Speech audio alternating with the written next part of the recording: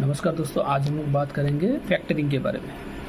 Basically factoring एक financial process है जिसमें एक कंपनी एक दूसरी कंपनी को जब वो सप्लाई करती है तो उसके अगेंस्ट में जितने भी वो इन्वॉइसेस जनरेट करती है उस इन्वॉइस को एक थर्ड पार्टी को बेच देती है विद सम डिस्काउंट। तो वो थर्ड पार्टी क्या करता है, on behalf of this company वो दूसरी कंपनी से वो कलेक्शन करती है।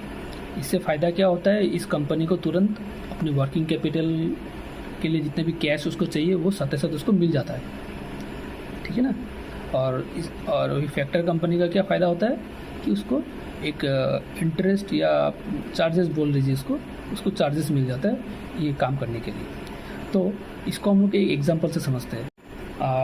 मान लीजिए आपका एक बिज़नेस है और आपको 1 lakh rupees as an outstanding collect कर दिए पर्टिकुलर एक कंपनी से, जो कि इनवॉइस आउटस्टैंडिंग है।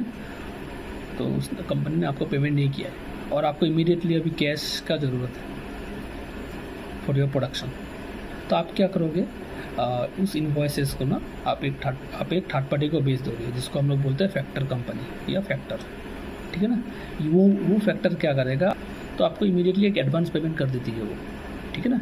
तो हमारे इस केस में उसने कितना पेमेंट किया, 85,000 rupees, 85% of the invoice value, right.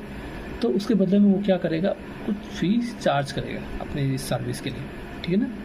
इससे फ़ायदा होगा क्या, आपको इमीडिएट कैश मिल जा रहा है आपके ऑपरेटिंग कॉस्ट को कवर करने के लिए, ठीक है ना।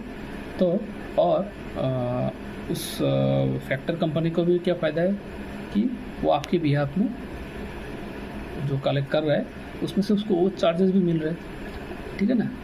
और जब वो अभी वो कंप्लीट रेस्पॉन्सिबिलिटी फैक्टर कंपनी का ही होता है। जितना भी कलेक्शन वो साम दाम दंड भेद जो भी करके भी वो क्या करेगा, आपका जो पैसा है वो निकालेगा वहाँ से उस कंपनी से और अपना चार्जेस काट के वो आपको रिटर्न कर देगा।